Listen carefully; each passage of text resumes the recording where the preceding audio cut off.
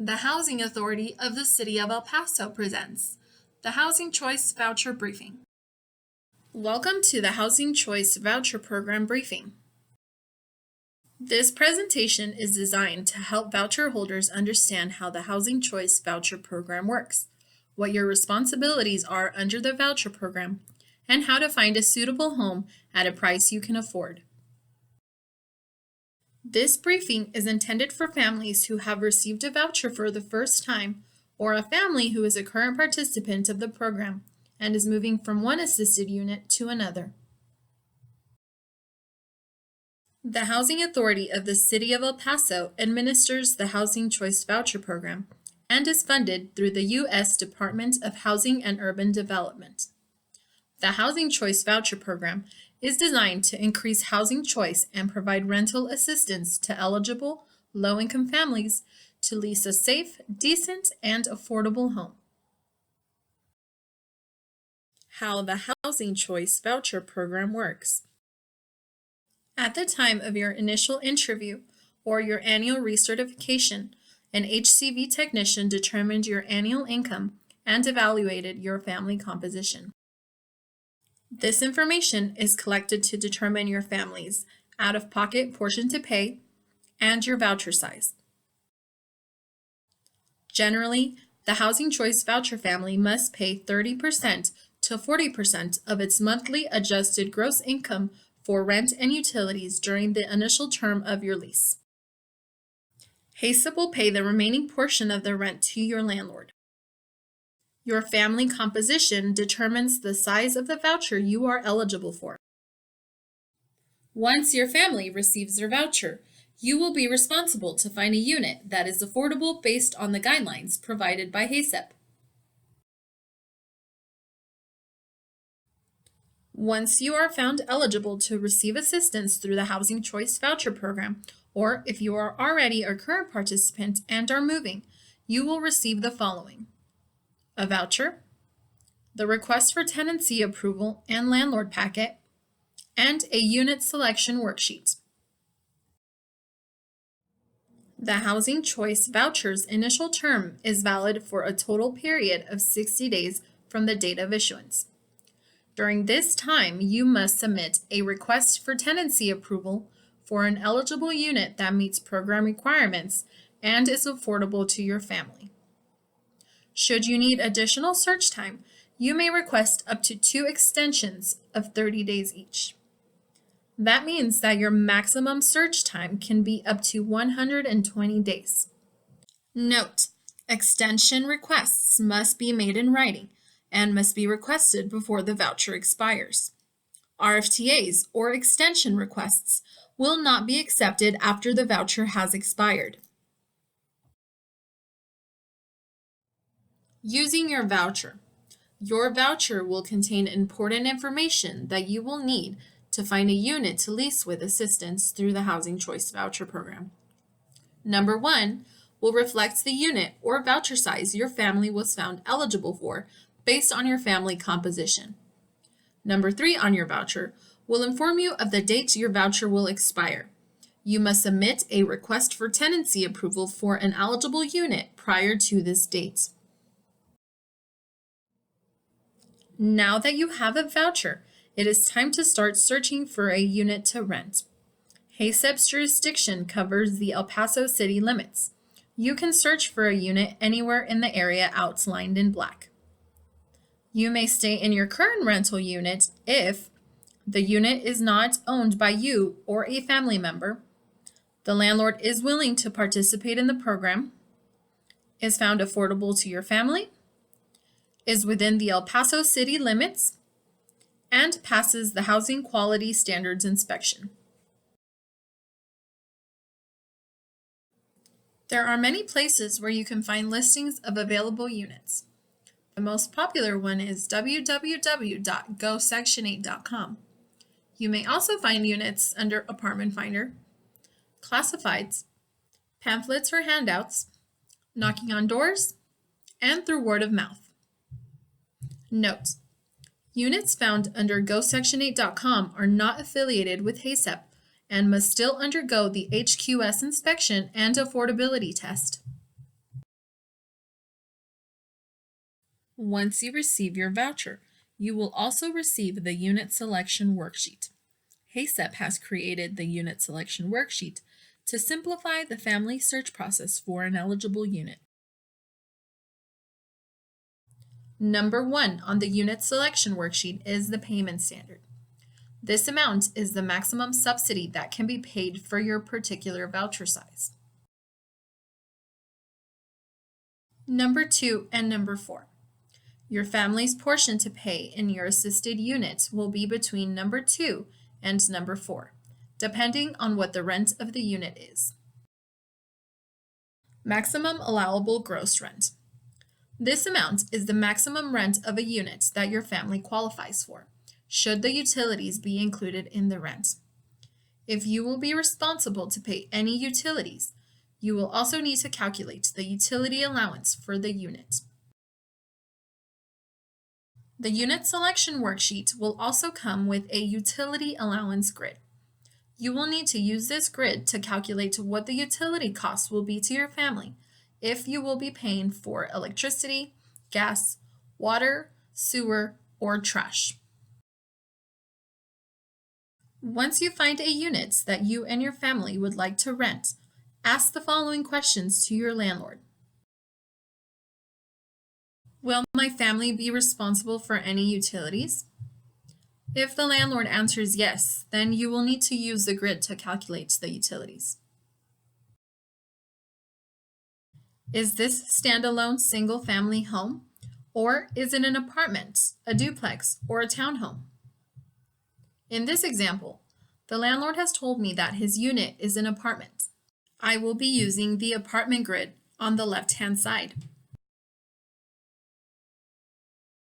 How many bedrooms does a unit have? The landlord has told me that this is a one-bedroom apartment. I will be using the one-bedroom column to calculate my utilities. Remember that you can always lease a different size unit than your voucher size, as long as you use the lowest bedroom size to calculate your utility allowance. For example, if I have a one-bedroom voucher and I want to rent a two-bedroom unit, I would continue to calculate the utility allowance with the one-bedroom column. Here's another example. If I have a one-bedroom voucher and I want to rent a studio, I would calculate the utility allowance with the zero-bedroom column. Since you should now know what utilities you will be paying and what column to use on the worksheet, ask your landlord what type of utility the heating, cooking, and water heating uses. In this example, a family is responsible to pay electricity, gas, water, and sewer. The landlord states that he will be paying the trash. The family asks the landlord, what type of utility does the heating use? The landlord says it uses gas. Since the family is paying gas, the family should circle this amount on the worksheet. The family now asks the landlord, what type of utility does the cooking use? The landlord says it's an electric stove. Since the family is paying electric, the family should circle this amount on the grid. Since the family is paying electricity, they would circle the electricity charge. The family should ask the landlord, is the AC refrigerated or is it an evaporative cooler? The landlord responds, it's an evaporative cooler. Since the AC runs on electricity and the family is paying electric, the family should circle the evaporative cooler amount. The family asks the landlord, what type of utility does the water heating use?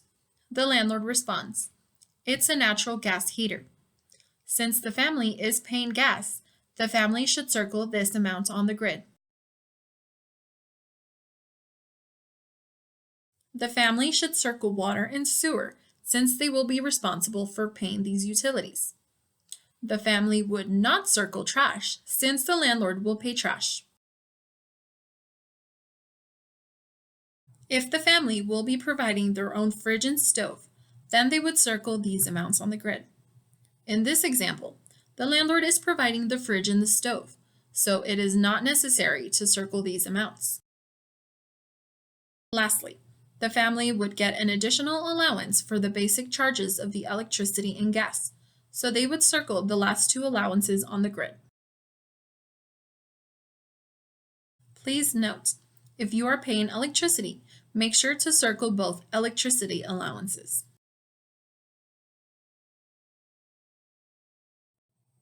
After you have circled all the utilities you will be responsible for, add all the amounts up to get your utility allowance. The utility allowance shows an estimate of how much you will be spending on utilities each month. This does not mean that this will be the exact quantity you will be paying. Now you are able to determine the gross rent of your unit. Remember, the contract rent of the unit plus the utility allowance that you calculated equals the gross rent. Now you are ready to complete the unit selection worksheet. Under letter A, write down the rent that the owner is requesting for the unit. Under letter B, you will write down the utility allowance that you calculated. And under letter C, you will write the sum of A plus B. If the answer to C is equal to or less than your number 5, then the unit is affordable to your family. If C is greater than number 5, then you will have to tell your landlord that the unit is not affordable, and you can attempt to negotiate to a lower amount. Or you can simply find another unit that is affordable to your family. Once you find a unit and ensure that it is affordable to you and your family, have the landlord fill out the request for tenancy approval and the landlord packet completely. Your RFTA and landlord packet will be highlighted in 2 colors. Everything highlighted in yellow has to be filled out by your landlord. Everything highlighted in pink needs to be filled out by the family's head of household. Once the request for tenancy approval has been filled out, return the entire packet back to HACEP, and HACEP will determine if your family qualifies to rent this unit. Important: make sure to check that everything has been filled out. HACEP cannot accept incomplete RFTAs. Remember, you will not be able to move for 1 year once HACEP approves your move-in, so be sure to select a unit carefully and make sure that you are completely satisfied with the unit prior to turning in the RFTA. It is very important that you do not turn in an RFTA for a unit you have not seen. Here's a pop quiz for you. Before your voucher expires, what do you need to do? A. Find a unit that you are completely satisfied with. B. Use the unit selection worksheet to check if the unit is affordable. C. Return the request for tenancy approval to HACEP. D. Request an extension if you have not found a unit. Or E. All of the above. The correct answer is E. All of the above. All of these things are important things that you must do before your voucher expires. Advantages of moving to areas outside of high poverty concentrations. A high poverty census tract is an area in which at least 20% of the people were determined to have incomes below the poverty level. Studies indicate that there are advantages to locating housing in areas outside high poverty census tracts, such as better schools, a lower crime rate, better public services, better shopping, as well as other amenities. Children of families moving from high poverty areas reach higher levels of school achievement.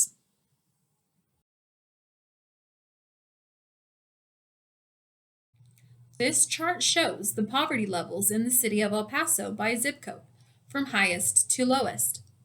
The top zip codes on this chart tend to have the highest concentrations of poverty. Select your unit carefully before you submit your RFTA. Once you have submitted the request for tenancy approval, HACEP will check for the following: if the unit is within the El Paso city limits, if the unit is affordable to your family, if the unit is safe for your family, and if the rent that is being requested by the owner is comparable to other units around the area. Stop! While HACEP is checking if you and your family qualify for this unit, do not move in prior to HACEP's authorization. Do not sign a lease, and do not give a non-refundable deposit to your landlord. Note: you will be responsible to pay any portion of rent prior to HACEP's approval, and HACEP will not be responsible to pay any fees to break a lease should you not qualify for a unit. After you submit a request for tenancy approval and the unit is found to be affordable, an HQS or Housing Quality Standards inspection will be scheduled and completed for the unit. The inspector will check for health and safety, and the unit will not be checked for cosmetic appearance. Make sure you pick a unit you like. Remember, the inspection does not mean the unit has been approved. Do not move in until you are authorized to do so. If at any point HACEP determines that the unit does not meet the criteria, HACEP will cancel the RFTA, and if you still have time on your voucher to search, HACEP will give you a new RFTA to search for a new unit. Remember, HACEP will check if the unit is within the El Paso city limits, if the unit is affordable to your family, if the unit is safe for your family, and if the rent that is being requested by the owner is comparable to other units around the area. Once HACEP determines you and your family are eligible to rent a unit, HACEP will call you to approve the move-in, inform you of your family's portion to pay, and HACEP will send an email to your landlord approving the move-in and requesting a copy of the lease and a copy of the housing assistance payment contract. HACEP will not be able to pay their portion of rent until they receive both documents. Check with your landlord on a regular basis to ensure that they have returned both documents. If HACEP is unable to get both documents from your landlord within 45 days, you will be asked to move, and HACEP will not pay for any portion of the rent for that unit. Understanding your responsibilities as a participant. Now that you are a participant of the HCV or Housing Choice Voucher Program, it is important that you understand your responsibilities and the responsibilities of the parties involved. The Housing Choice Voucher Program is a three-way relationship between the landlord, the housing authority, and your family. The landlord's role in the voucher program is to maintain the unit to meet housing quality standards and make any necessary repairs. The landlord is responsible for tenant screening, such as criminal background or rental history. The landlord must enforce the lease and abide by the housing assistance payment contract and tenancy addendum terms. Note: the landlord and the client must not enter into any side leases or any other agreements. The landlord should collect the family's rent portion. The owner must certify that they are not an immediate family member of the family renting the unit, unless HACEP has granted a request for reasonable accommodation for a person with disabilities who is a member of the household. And the landlord must comply with all fair housing laws. The Housing Authority's role in the voucher program is to pay the housing assistance payment to the landlord, enforce the HAP contract, find eligible families to participate in the program, conduct housing quality standards inspections, complete an annual recertification on the family, help families and landlords understand their responsibilities within the voucher program, and to report to the U.S. Department of Housing and Urban Development. You and your family's responsibilities in the voucher program are to pay your family's portion of rent to the landlord on a timely basis. You must take care of the unit. You must allow HACCP to inspect the unit. You must comply with the terms of the lease. You must notify HACCP and the landlord before moving in accordance to your lease. And you must ensure that you do not have any unauthorized dwellers. The family must comply with the obligations and reporting requirements of the HCB program. You must report any changes of income above $300 a month within 30 days. This includes new employment, loss of employment, decrease or increase to Social Security benefits, or if any person starts to contribute financially. You must report if a family member is no longer residing in the unit, and you must request to add a new family member and wait for HACCP's approval before they can start residing in the unit. At least once a year, HACCP will complete an annual recertification to determine your eligibility to continue receiving assistance through the HCB program. Your HCB technician will determine your annual gross income and review your expenses and your family composition. You will be asked to complete an annual recertification online and upload your income information directly to the recertification website. You can complete your recertification on your computer or your smartphone. Along with the annual recertification, HACCP will conduct an annual inspection after your first year of living in the unit, and if the inspection passes, biannually thereafter. Please make sure to consistently check your email and mail for any information or requests that HACCP sends. Failure to submit your annual recertification on a timely basis, respond to any requests HACCP has made, and meet deadlines for the recertification may lead to the termination of your assistance. Receiving continued assistance through the Housing Choice Voucher Program. If you successfully complete your annual recertification, are still eligible to receive assistance based on your income, and comply with all of the family obligations and reporting requirements, you can continue to receive rental assistance through the HCB program.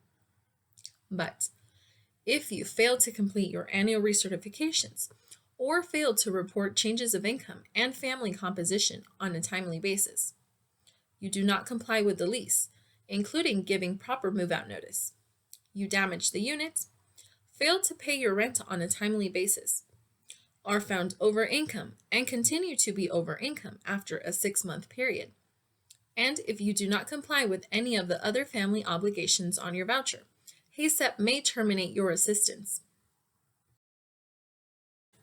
Thank you for viewing the Housing Choice Voucher Briefing. This briefing provided you information on how to use your voucher, how to find an affordable unit, the approval process, becoming a program participant, and how to continue receiving assistance. Should you have any questions, feel free to check out our frequently asked questions section on our website or contact an HCB representative. Thank you, and good luck with your search.